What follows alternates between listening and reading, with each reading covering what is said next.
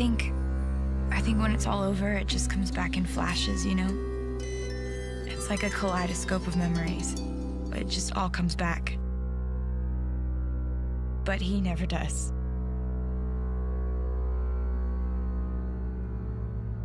I think part of me knew the second I saw him that this would happen. It's not really anything he said or anything he did. It was the feeling that came along with it. And crazy thing is, I don't know if I'm ever gonna feel that way again.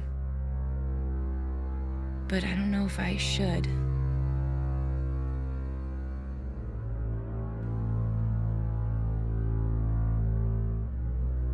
I knew his world moved too fast and burned too bright.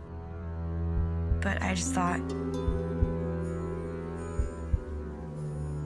how can the devil be pulling you towards someone who looks so much like an angel when he smiles at you?